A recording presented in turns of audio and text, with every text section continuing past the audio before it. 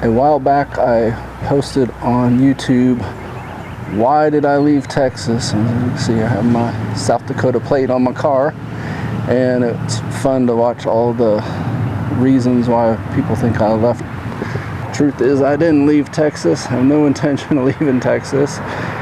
It may have been as cold here or colder than it was in South Dakota, but that's not what the South Dakota plates are for. So let me give you a little bit of history on Texas vehicle registrations and kind of what's going on. So when I moved to Texas, there were two things you had. You had a vehicle inspection and you had your registration, but they were independent. So you could go pay your registration and get your registration, your tags, your license plates, and then you had to get your inspection. So obviously if you didn't get the inspection and the police saw that, they could pull you over and ticket you. So you definitely had to get both. But since they were independent, you could do one and then the other, and there wasn't any problem there. And that's how it was for a good 20 plus years. Then I don't know why, but the legislature decided it would be a really good idea to make them dependent on each other, and so you could no longer register your car unless you'd gotten the inspection first. And then they made it where you had to get the inspection within a certain amount of time. I think it's 90 days right now before your registration was due. So that made it a little bit more complicated, but it wasn't really impossible, especially before COVID. And back in the day, they would take your vehicle and drive it as part of the inspection. Well, I've always had decent performing vehicles and vehicles that are unique enough probably that, you know, people want to abuse them. And so I used to just cringe when they would take my Mustang out and I'd hear them, you know, burning the tires and revving the engine of the red line and everything for part of the inspection. And so eventually some inspection places popped up where you didn't have to get out of your car. You just drive in and they would basically be able to see that the brake lights worked, the gas cap worked, headlights, high beams, windshield washer, windshield wiper, and horn. And they could tell that the car worked because you drove it in and you had to stop on their little thing that would tell them that the brakes worked or whatever. So nice simple process. Well, roll along with COVID and all those little inspection places start shutting down. It doesn't take a genius to figure out why. They get $7.50 for each inspection they do. If you do the math, how many inspections do you have to do just to keep the doors open on a place like that, let alone make a profit? So during COVID, a lot of those places shut down and really wasn't anywhere to go to get an inspection. Well, the governor did one thing that was nice for us. He suspended all of the vehicle registrations during COVID. So we didn't have to get an inspection or a registration for about a year, which was nice. But then as COVID has sort of ended for us, all of a sudden we have to get vehicles registered. Well, the problem is there's nowhere to get the inspection, and you cannot register your car without an inspection. So naturally, me being kind of politically active and known, I contacted the governor's office and said, hey, why don't you suspend the vehicle inspections for 30 days or 90 days or whatever, so that people can pay their registration, which helps the state, gets the money for the state, gets their vehicles all registered, and avoids the problem of all these inspection places that have shut down. Well, I'm not that politically connected, and so nothing ever happened. So I remembered watching an East Coast Classics video a while back about registering in alternate states. And that's when the idea hit me to move from Texas. Since Chris had the original video about registering in other states that didn't have vehicle inspections or other loopholes that you had to jump through, I thought I'd reach out to him and offer a collaboration video, and he agreed. So we're doing this video as a collaboration, and it'll be interesting to see his take on it as well as mine. So please watch both videos and comment on them and let us know what you think, or if you have any questions about it.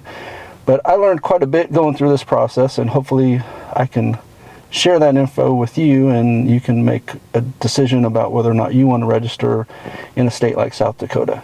I found Pennington County was the best place to register if you're doing the South Dakota. So here's the website. Just scroll down and you'll find near the bottom there the treasurer's office and then the vehicle plates. So one of the lessons I learned the hard way was right over here. See, WJ Handy Dad is D, February. So that means my registration only runs through February no matter when I buy it. So I got mine in April, which, 10 months that I paid for.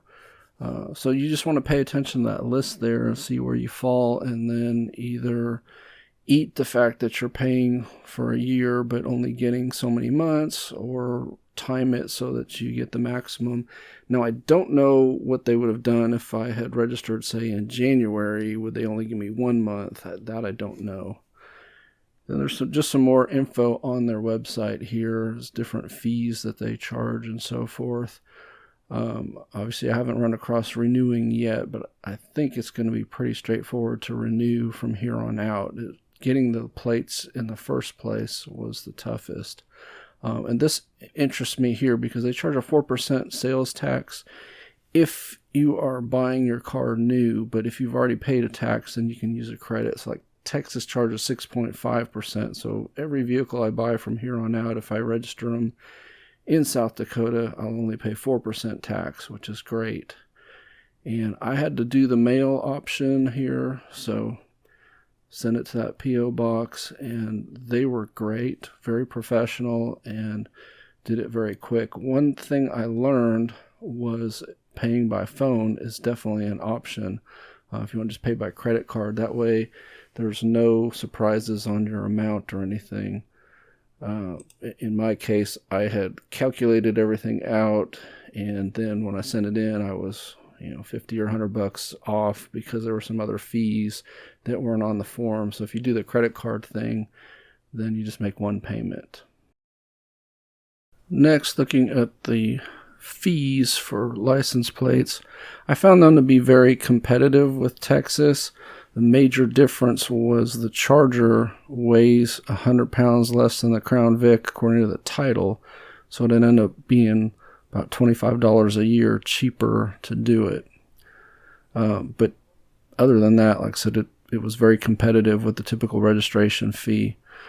The other fees, there's a $10 title fee, and so what you have to do if you have your title in your state, like for me, I had Texas titles. I had to send them the titles along with $10 each to get the new titles, and then $10 each for the new plates. So I did 3 vehicles. That was $60 right there. That's a fee that I wouldn't have to do in the future if I buy a car and I just outright register it and title it in South Dakota. And scrolling down here is where you can access the different fee charts that for your type of vehicle or trailer. Just click on one of these and it'll bring them up. So this is the one that applied to me with the Crown Vics and the Charger.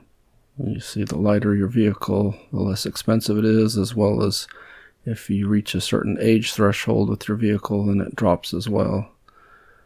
So I pay about $75 a year for the Crown Vics and about $50 for the Charger. Here's how you fill out the paperwork. Like I said, you're going to have to include transferring the title over. They said there's also a way to do it if your vehicle is financed. I don't have a financed vehicle, so I didn't have to jump through that. I had clear titles to everything. But just scroll down the page, click on that, and it brings up these different forms.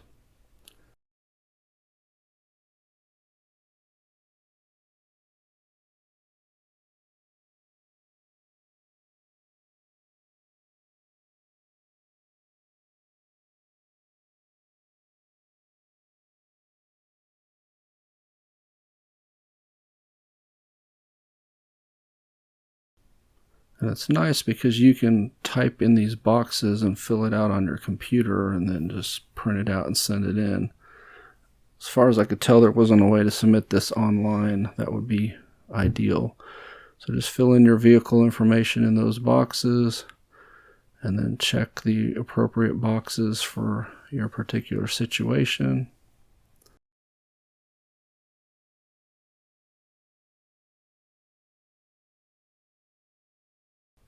I went ahead and put in my odometer readings, even though mine are more than 10 years old, and they didn't kick it or anything.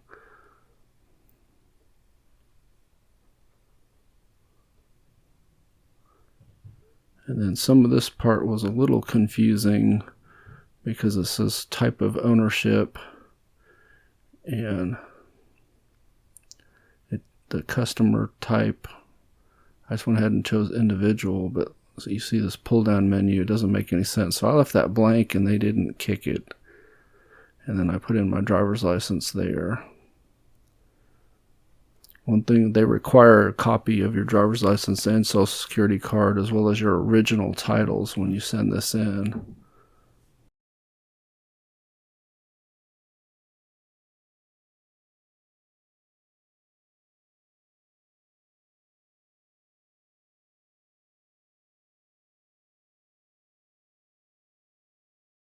And then I put my contact info there so they could email me, and they were real friendly and responsive to emails. I feel like I made a friend. I even talked to the person on the phone, and she said that I did a good job sending in all my documents and everything. So this is the part I messed up on because I put in everything correctly, but they have some additional fees that aren't shown on there. So like I said, I ended up having to pay about $50 or $100 extra after I'd figured all these fees.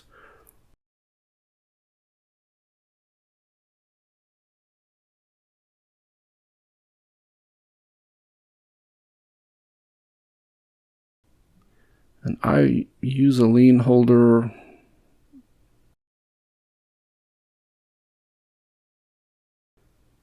So I just printed one of these out for each of my cars and sent it in. And it worked great. They got it quick and they processed it quick. So things I learned from doing this: one, have all your paperwork ready to go. If you don't have clean titles, then you need to contact them and find out the process for doing this if you have a financed vehicle, because there is a way to do it. It's going to be a little more complicated though. And number two, I think for future purchases, I'm going to buy a car here, and instead of having them process Texas paperwork and paying a 6.5% tax and all these other fees, I'm just going to register them in South Dakota, do the titles in South Dakota, pay the 4% tax instead of 6.5%, and be done. Advantages to doing South Dakota: there's no inspection. You just send in the money, they send you the license plates, and you can renew them annually just like you can any other state. There's no law that would prevent you from living somewhere and having a South Dakota registration. Thing to be aware of, obviously, using that chart that shows when you have to renew, get the best bang for the buck by starting this process, immediately after your renewal month, so you can hopefully get 10 or 11 months on your first year. Like I said, I don't know at what point would they give you a full year or maybe longer than a full year. For example, if I'd have sent it in January, would I have gotten a 13-month registration or a 1 month? That I don't know. But that's something to consider if you're close to that renewal date and you do this. They send 2 license plates, each with a registration sticker on it, one for the front, one for the rear. I assume that you're required to have a front and rear plate in South Dakota. I didn't check. We are in Texas. I just went ahead and put both plates on and left it at that. They also send you a registration slip that you have to keep in the glove box. So that, for me, is different than Texas. In Texas, you just have a front and rear plate. There's no registration indication on the plate itself.